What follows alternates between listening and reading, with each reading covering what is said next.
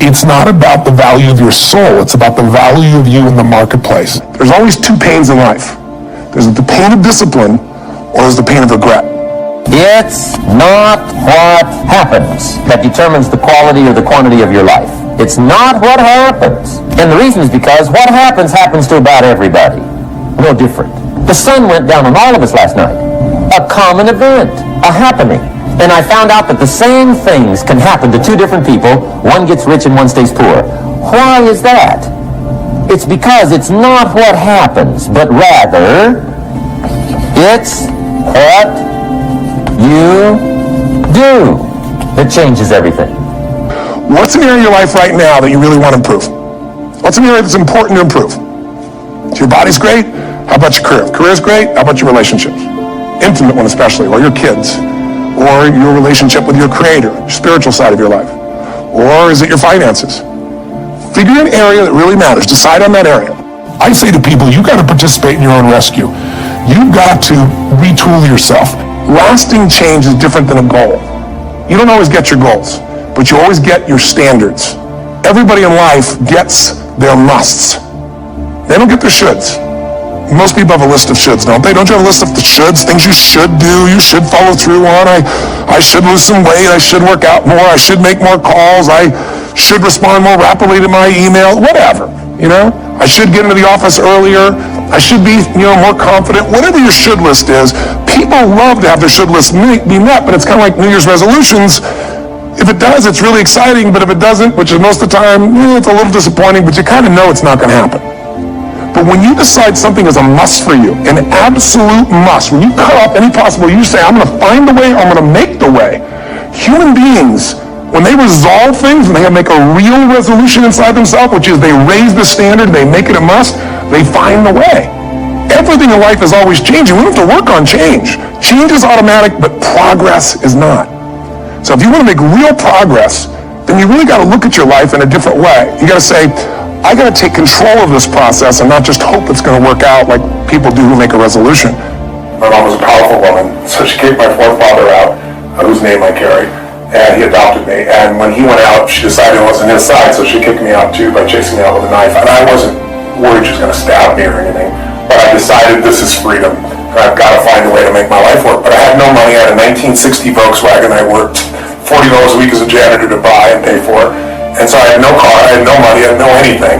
I went and slept in a person's laundry room, and then I decided I've got to figure out what to do, and I needed to feed my mind because I was so depressed, I was so overwhelmed, I'm missing my brother and sister and feeling just completely out of sorts. So I got on a bus and I traveled 14 miles, I remember because I ended up running it one time, and I went to this bookstore and I bought this book called The Magic of Believing by Claudia Bristol. It's the first real book other than maybe Think and Grow Rich or Emerson's essays. And I started on this journey of saying every single day I'm going to feed my mind. I'm not going to hope good thoughts show up. I'm going to read biographies. I'm going to find out what makes people tick. I'm going to understand what makes me tick. And I wanted to read a book a day, but I didn't do that. I took a speed reading class and I read 700 books over 7 years. And they were all personal development, human development, psychology, physiology. And then what I tried to do is take anything that I learned and apply it. And then when I applied it, I was 5'1" in my sophomore year in high school. I'm 6'7" now. I tell people the difference is personal growth. But sincerely, I became Mr. Solution because I wanted to help everybody. So I was this little fat guy, and I couldn't lose weight, and I lost weight. All my buddies were like, how'd you do that? And I said, well, here's what I did. And they lost weight, and we all got girls. And that led to, as a young kid, that led to where, if you had a problem, I was Mr. Solution, especially if you're a girl, I was more motivated to help you. So the breakthrough was really understanding the power of compressing decades into days. And if someone has spent decades of their life, and they compress it into a book, and you can read it in an hour or a few days, you have such an advantage, because when you learn by your own experience, it's painful and it's slow. When you learn by other people's experience, everybody knows in the financial world, other people's money is leverage, right? Well, other people's experience is more powerful than other people's money, because you can have the money and lose it.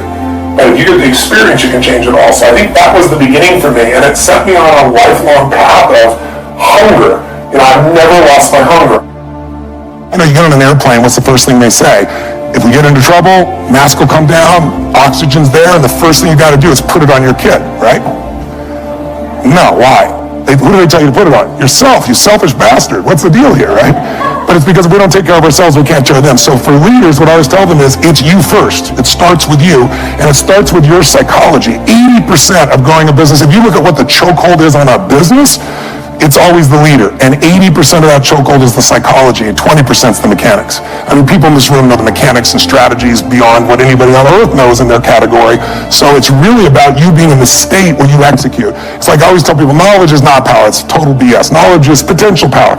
Execution trumps knowledge every day of the week. And so my life is, how do you get yourself to execute? And execution comes from learning to put yourself in that right state every day. What do these people need to get started? Why aren't they starting? We all know the answer is fear. But the difference with you guys or me or anybody who's followed through is we're more afraid of what life would be like if we don't follow through than the person who's willing to settle for what they got and kind of hope it'll change and maybe purchase something for the moment and then not follow through on it. It's almost like people, overachievers, have a little more fear. They're a little more afraid of missing out. They're afraid of not being there, or they got a strong enough reason to follow through. So I'd say, if you're looking at home, you want to give somebody some value, go, where do I start? I'm sick of this. That's a damn good place. Once you break through, then it just becomes a game. The people that are getting your products have not yet broken through in most cases. The breakthrough happens by conditioning your mind every day, by feeding it a role model or story. It's putting yourself in a peak state where you follow through by getting physically strong. It's creating a little ritual of doing a little bit each day, and then you get momentum. But the most important thing of all is what we start out with. Why? Why is it a must for you? It doesn't have to be you're against the wall, but it has to be something you're hungry for, because the only difference in people is hunger. And if you're not hungry, get around people that are hungry and something will hit you. So people can change their standard by getting around where it's better. People can change their standard by getting associated with what's true, like the bills they got to solve, the problems they got to do it. Or they can do it because they're excited, because it's something new they want to take on. Everyone's different, but they got to find the why, and they got to come up with some daily rituals to get them going, and just do a step at a time. That's where you get momentum. People that succeed, when opportunity is there, they trust.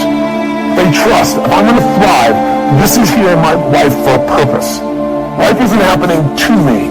Life is happening for me. And even this pain or challenge or this opportunity is something I got to find a way to make use of. I need to make a decision, and I need to do something right now to move things forward in the direction of what I really want for my life. Even if I don't know the final destination, I need to move in that direction. I need to take some form of action.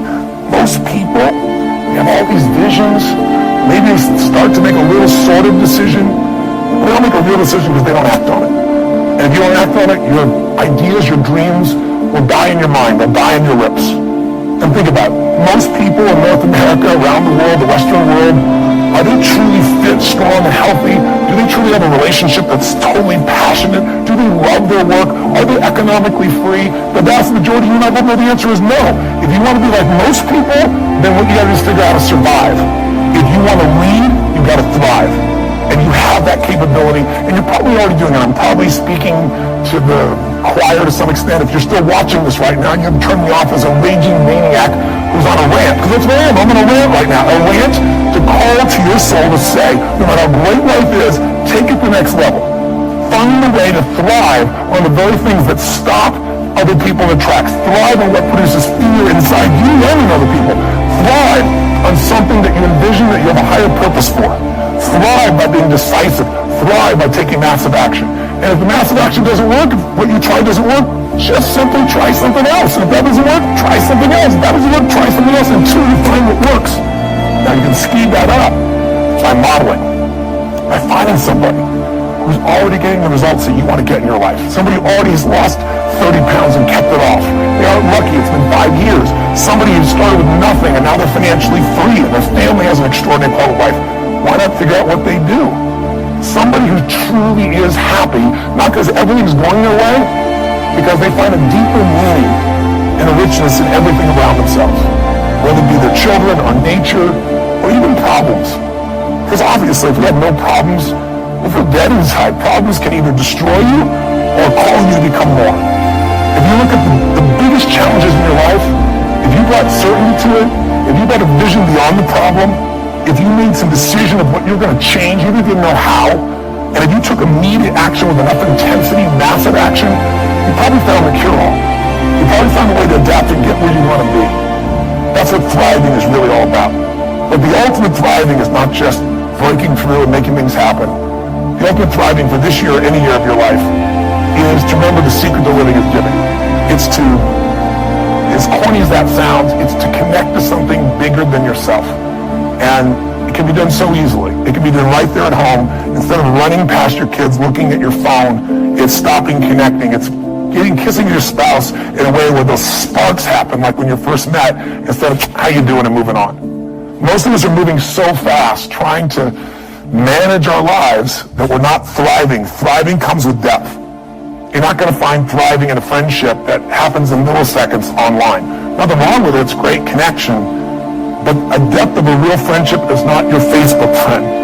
It's not the same as being with somebody and actually having your full attention, not while you're monitoring what's going on your cell phone. Just the experience of being with somebody.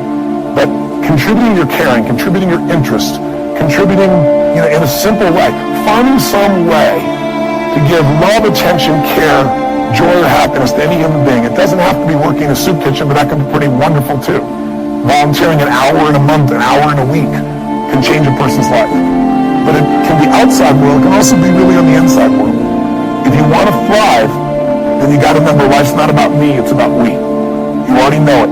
It's in your soul.